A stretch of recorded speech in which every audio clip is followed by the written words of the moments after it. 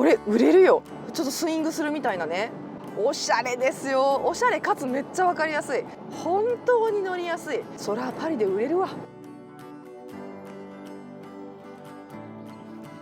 はい、皆さんこんにちは。自動車ジャーナリストの今井ゆうきです。今日ご紹介するのはこちら E3008 です。一般道市場といってもフランスで乗ってきました。フランスはですね、皆さんが思っている以上に道が結構タイトです。そんな中ですごい優位性を見つけましたので、日本の道でもねすごく近しいところがあるんじゃないかと思ってレポートしていきます。皆さんぜひ今日も最後までご覧いただけたら嬉しいです。チャンネル登録と高評価で応援してください。今回はですねインプレッションをお届けしたいと思いますけれども、どんなところを走ったのみたいなその Vlog はですねまた別の動画にこの後の動画にねしていきたいと思っております。これですねかなりこのステランティスグループにとって大きな起点になる車なんですよね。でなぜかというとですね、巨額の投資をいたしまして、この3008から、新世代の新プラットフォームが採用されております。でこの3008に関してはマイルドハイブリッドとあとプラグインハイブリッドもラインナップをする予定になっておりまして、この全てにですね共通して、同じプラットフォームを使いますので、結構ねしっかりと投資は行っているんですけれども、主にやはりですねこの EV をベンチマークして作らないといけないですよね。やっぱ一番重たいものに合わせて作らないといけないので、この EV ほぼ専用設計と言っていいと思います。もしかしたら私はマイルドハイブリッドの方のフィールもめちゃくちゃいいんじゃないかなと思うぐらい、びっくりするのがめちゃめちゃしなやかなんですよ。普通にいい車だなと思ってびっくりしてます。今回ですね、私内外装と使い勝手編でもお話しした通りですね、結構長い間この E3008 と過ごしました。まず、ポアシーというパリからだいたい1時間ぐらいのところにあるですね郊外の町にステランティスの広報車窓口があって、でそこをですね日本の広報を通して、この車を貸していただく手配をしていただいて、ポアシーからルマンまで2時間ぐらいかな。でそこからまたルマン24時間レースが終わって、オンフルールという町まで、だいたい2時間ぐらいのドライブをして、でそれから今パリまで向けてですね、1時間半ぐらいのドライブで帰っていくといったような感じでちゃんと走ったんですよね。長い間あらゆるシーンですごくフィットしてくれたなと思うんですよ。サイズよし、ハンドリングよし、サスペンションよし、いいじゃん、これ売れるよ。まずこのEV なんですけれども、ロングレンジとノーマルレンジの2種類用意がされます。で私の方はですね 73kWh の523キロだったかなぐらいの航続距離のものがノーマルレンジを用意していただいたんですけれども、ロングレンジの方もですねスタートはどうやら前輪駆動だけとなるんですが、追って4駆とハイパフォーマンスも追加されるというニュースをなんとなく見ております。正直私走ってて、これぐらいの天気のこれぐらいのシーンで言えば FF でいいんじゃないのって思うぐらいめちゃくちゃトルキーでめちゃめちゃパワフルなんですよね。で航続距離もですね520キロぐらいあればすごい暑いです。このね時期めちゃくちゃ暑いです。めちゃくちゃ暑いですのでエアコンガンガンかけました。今もガンガンかけてますけれども、それでも普通に500キロぐらい走れる表示になってるんですよね。であんまり変わらなかったっていうそのバッテリーのマネジメントっていうのも悪くないなっていうふうにも思ってました。この充電のことに関しては次の Vlog でもねお話ししていこうかなと思っておりますので、フランスの充電事情とかね、今ほらレンタカーでもね EV めちゃくちゃ増えているので、そういうお話は次の動画にして、とにかくですねこの、ノーマルレンジでも私は結構十分かなと思いましたけれども、やっぱ日本人ってねそういうところ保険かけたがるので、もしかしたらねロングレンジの方が売れちゃうかもしれないんですけれども、正直、普通に旅する、かなりの距離走りながら旅してましたけれども、そんな状況でもノーマルレンジで意外と十分だったよという話です。そして出力はですね 214PS です。でこれがどう受け取るかなんですけれども、このボディに対して 214PS なのでそんなにパワーないんじゃないのと思ったかもしれないんですけれども、十分です。これも必要にして十分です。今私フランスの郊外路走っておりますので、フランスの郊外路って、街の中に入らない限りは何があるかっていうとロータリーですね。でこれはヨーロッパの道によくあるんですけれども、信号の代わりに丸い円形状の1番目の出口、2番目の出口、3番目の出口みたいな感じでロータリーがあるわけなんですよね。でそのロータリーは結構トルクが必要です。出ていく時とか入る時に円に沿ってしっかりとこう回っていかなければいけないんですよ。でそういうところのストップアンドゴーっていうのにものすごく実はこの電気自動車っていうフォーマットが合ってるような気がしていて、航続距離が長いから必然的に充電器がないエリアに住んでいる人はIC の方がいいなって思ってる人もいるかもしれないんですけれども、家に複数台車がある人のうちの一つの選択肢としては、非常にこの EV っていうのを選んでいくっていうのが理にかなっているのかなと。でなぜならばそのロータリーとかでもすごく元気に加速しますし、とにかくですねそのコーナリングとかもいいんですよ。やっぱり重心が下にあるのでものすごくロードホールディング性がいいっていうのもありますから、その本当にねコーナリングというよりはロータリーでの運動性能がものすごく高い、ここに真骨頂というかね魅力があるのかなと思いました。だから、日本でいうところのワインディングとかの操作性が絶対いいだろうなと思うんですよ。キャビンがフラットでハンドルがすごいクイックで初期からトルクが出ますので、この新しいプラットフォームっていうのが価値があるものなんじゃないかなと思います。まさに今そのロータリーに入っていこうとしてますけれども、こういうとこですね、ずっとハンドル一定打でこう固定をしていった時にトルクの出方がアクセルコントロールもしやすい、このリニアリティっていうところも 214PS っていう数字でも叶えてるのかなと思って、バランスがいいんですよ。ものすごく過剰でもないし扱いやすいですし非力でもないっていうね。でハンドリングがすごいいいのでもう妙味を感じる。めちゃくちゃ突出してここすげーみたいなところよりも平均的なバランスがすごくいいんですよ。平均点が高い。だから日常的に使っていて、こういうね見知らぬ道で使っていてもものすごいユーザーフレンドリーに感じました。で今高速道路に入ってきましたけれども、もちろん高速での航続性も 214PS も十分です。本当に最高速130キロに対して前の車が90キロぐらいでトラックなので追い越しますね。こういう時の最加速とかは本当に電気自動車ならではのすごいトルキーな感じをしっかりと味わえるし、でこうまた戻っていった時にこのねちょっとスイングするみたいなね、本当の意味でだからちょっと前の206ぐらいの時代のプジョーの味っていうのをちょっと残してるサスペンションがあるんですよ。で今回その新しいプラットフォームがステラっていうものが使われてます、ね、名前がまたちょっと可愛いんですけれども、このステラプラットフォームが非常にそのいい仕事をしてるんじゃないかなと思います。しっかりと軟性もあってただ単にこう光合成なだけではなく、非常にしなやかな走りを叶えているっていうことですかね。で今130キロまで加速していこうと思いますけれども、こういった時のですねステアリングの座り安定性っていうのも非常に高いです。でこの速度の出方もですね非常にナチュラルです。走行車線に戻る時の安定性もご覧の通りもうほんの少しのね操舵で、ハンドルを戻していくことができるのと、安定性が高いっていうことですね。見知らぬ道で運転してますけれどもとってもね落ち着いて運転ができます。今ね高速道路を運転しているのであんまりちょっと伝わりにくいんですけれども、街の中に入っていくと本当に田舎道はっていうかパリ市内もそうなんですけども本当に道ガッタガタなんですよ。特にルマンの辺りとかはちょっと村と村の間が小さいので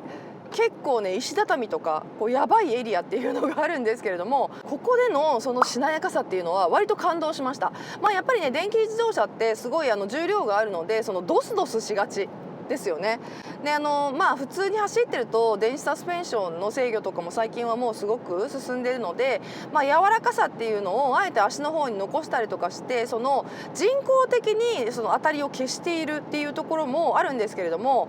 このですねその3008に関しましてはそんなにね人工的な感じがしないです。めちゃくちゃナチュラルなんですよ足も。だから例えばコンビニから出る時とか、スーパーマーケットから出る時とか、例えばそうですねその駐車場から外に出る時とか割とこうねギャップがあるところでドッスンみたいなところはさすがに重いんだなタイヤ大きいなっていうのを感じるんですけれども、それ以外のエリアではむしろIC と同じぐらい滑らかかもみたいな、車重の重さっていうのをあんまり感じさせずそれをこう本当にEV ということを忘れるようなしなやかさっていうのをね独特に備えているんですよね。で正直これはちょっと比較対象難しいんですけれどもジャーマン系にはない柔らかさを持ってます。すごく新鮮な柔らかさ、トラディショナルでもありながらとてもそのフランスらしい柔らかさっていうのをしっかりと叶えてるので私めちゃめちゃ面白いなと思ったんですよねこれが。この車すごいよくできてるからしっかりと味わってきてねっていう風にステランティスの方に言われたんですけれども、本当によくできてるっていう言葉がしっかりと当てはまるかもって思いました。足のサスペンションの柔らかさに対してハンドリングの鋭さっていうのはやっぱりねプジョーなんですよ。対してっていうかそれこそがプジョーなのかもしれない。足が柔らかくてハンドルが鋭いね、これだけの小径ステアリングとまた変形のねステアリングを持ってますので、ここはねちょっと面白い部分ではあるんですけれども、一時期やっぱりプジョーってすっごい足硬くなりましたし、そのハンドルの機敏性っていうのも少し削いだような時期があったような気がするんですよね。で多分それはねセンサリングADAS とのバランスだったんだと思うんですよ。当たりがシビアだとそのセンサー、その ADAS との相性があんまり良くなかったっていう時代もあって、そのちょっと中立が難しかったりとかした時代があったかなと思うんですよね。なんですけどそれはね完全に巻き返した感じがします。やっぱりその電気自動車、そのモーターっていうものをこう手に入れると今までできなかったことができるようになるっていう良さっていうのは絶対的にある気がします。でそれを取り戻したプジョーがプジョーらしさを取り戻した1番目の世代になるのかなって思わせるような良さ、昔のプジョーの良さっていうのをすごい感じるんですよね。私昔206の SW に乗ってた時期があって、その SW はマニュアルだったんですけれども、206の SW はそのちょっと愚鈍な時代だったかなと思うんですよ。足はそれなりにまだ柔らかさを残してましたけれども、それに合わせて結構いろんなことがルーズになっていた、マニュアルっていうのもあったかもしれないんですけども、そのちょっとそのクイックさっていうよりはそのルーズさっていうのを感じた世代だったのかなっていうふうにも思います。それが面白さでもあるので、それがダメな世代というか、今はですね、今考えると逆にそれが味だったりもするんですが、でもそのさらに前のそのプジョーらしさ、オールドプジョーファンとかにも響く仕上がりになってるかなと思うと同時に、めちゃくちゃ先進的でもあります。でもう ADAS に関しては本当に進んでて、全然おせっかいじゃないし、すごいいいとこだけサポートしてくれるみたいな感じがするんですよね。でその後続に関してはちょっとフランスは走るのが楽しいので、全車追従型の ADAS とかは使えてないですけれども、あんまり使わなかったんですけれども、でもですね、このアシストっていうのを押してもう OK っていうのが出てくるんですよ。このインターフェースの中にね。で OK っていうのをピッて押すと最高速に勝手に合わせてくれたりとかするっていう、ものすごい使用感のいいですね ADAS になっていて、ここもね速度の回復はやっぱりねラテンだなと思うんですけど、結構速いんですけど、精度ですね、そのセンサリングの精度っていう意味ではすごく信頼性も高いですし、めちゃめちゃ使ってて使いやすかったなっていうのが印象です。これとあと危険予測ですよね。これもすごいなと思うんですけど、これもADAS のうちの一つですけれども、例えばその前走者がちょっと前に出てきた時とか、あとちょっと私が近寄りすぎちゃったなっていう時とかに、この前に表示が出てくるんですよ。でこの表示の出方がめっちゃおしゃれなので、これぜひですね、どう出てくるのかっていうのが今ちょっと GoPro で撮れないので、もうぜひ販売店で試乗してみてください。これねおしゃれですよ。おしゃれかつめっちゃ分かりやすい、憎い作り方が。もう本当に他のメーカーがやってないようなことをたくさんチャレンジしてるなっていう感じもしますし、しかもなんかちょっとこなれてる感じもするし、でメカとしての信頼性も高いしで、万人におすすめできる EV に仕上がってるかなっていうふうには思います。そしてさらにですね、今回私が乗らせていただいている候補車に関してはですね、ミシュランの E プライマシーが入ってます。でこれがまためちゃくちゃいいお仕事をしているんですけれども、どの仕様のタイヤが入ってくるのかちょっと日本仕様がわからないんですけれども、E プライマシーとの相性がめちゃくちゃいいですよね。揺られの少なさ、ロードノイズの少なさ、それからそのロードホールディング性の高さ、しかも当たりの柔らかさっていうところにも効いていて、でしかもクイックっていうね。でそのタイヤがよれない感じとか、タイヤの倒れ込みがない感じとかいうのが EV ってやっぱりね車重が重いので、この車重の分ですね、倒れ込みであったりとか、そのグニュッと感とかそのバタバタ感っていうのがやっぱどうしても気になるんですけれども、これがないで、むしろ、ちょっとね軽やかな感じすらするような転がり感っていうのをね感じるようなタイヤになっているので、できれば E プライバシーを導入していただきたいですが、もしなかったとしてもですね、タイヤ変えてみてください。すごい、これはねめちゃめちゃ完成されたパッケージなので、この扁平でちょっと違うメーカーで履くとあれかなっていう。はい、あ、来たんじゃない？後ろからまさに3008が、ほら、あ、5008だった。でかい方だった。すいません、失礼しました。そう、顔がね新世代になったんですよ。でこのデザインに関してもぜひですね内外装突買い勝手編見ていただきたいんですけれども、まあこの顔がめちゃくちゃ生意気で押し出し感の強い顔にはなっているんですけれども、この押し出し感の強い顔に対して意外と走りはですねちゃんと使いやすい。これだけ距離走ってるとエンジン音がないのが疲れにつながらないんですよ。やっぱ静粛性ってなんでその人は静粛性を求めるのかっていうと、エンジンサウンドを外で聞いたりとか、ピュアスポーツカーのエンジンサウンドを聞くのは嬉しいけど、普段移動の時とかはうるさいのは嫌なんですよ。ロードノイズは嫌なんですよ。そう、サウンドはいいけどノイズは嫌なんですよ。だから EV であるとノイジーさはないですよね。やっぱパワートレインのノイジーさはないので、そこがものすごい快適なんですよね。体が楽、もう耳が疲れないって体が楽。今までそのちょっと EV を毛嫌いしてる人たちからしても、もうその毛嫌いしていられない時代になってきてると思うんですよね。ちょっとパワートレインとして面白いですし、車としてすごくユニークなので乗っていただきたいっていう以上に、この疲れのなさっていうのをもう少しクローズアップしてまあちょっと試乗してみていただきたいなと思います。なんか試乗だから難しいんですけど、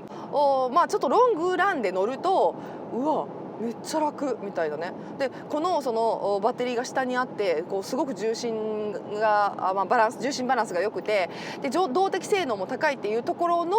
こうトータルの魅力の高さっていうのをですね、ちょっと一回こう測っていただけると E3008 はかなり素敵な選択肢になってくると思います。まあ、見た目とにかく今デザインがかっこいいのと、それからラゲージスペースも広い、それからホイールベースも長いので膝の前がですね非常に広くて、こちらも使いやすいです。まあ先代の3008は世界的に大成功したモデルですので、良さっていうのをしっかりと受け継ぎながら巨額の投資ができているっていうところがやっぱり新世代の魅力だと思うんですよね。まさに今前の3008が私を追い抜いていきましたけれども、この3008のいいところをしっかりと引き継いで、さらに先進的になり、さらに環境負荷も減らしたよっていうのが今の3008なんだとしたら、その責任感は十分に果たしてますし、乗りやすい。本当に乗りやすい。ヒップポジションの作り方もすごい上手です。そうそう、だからこのパネルが結構大きくて見にくいんじゃないかなとか思ってる方いらっしゃるかもしれないんですけど、見切りがね結構上手に作られてるんですよ。だからこのダッシュボードのデザインと相まって割と直接視界もいいですし、邪魔するところにないの。なんかこの角とかにはちゃんと干渉してないようになっているので、直接視界もすごくいいですし、フレンチブランドって比較的ねどれもヒップポジション高いですけれども、なぜならやっぱりフランスってものすごい道悪いからと縁石が高いからだと私は思ってるんですよね。もう日本の比じゃない。わかる？知ってるかな？京都に池津石ってあるの知ってます？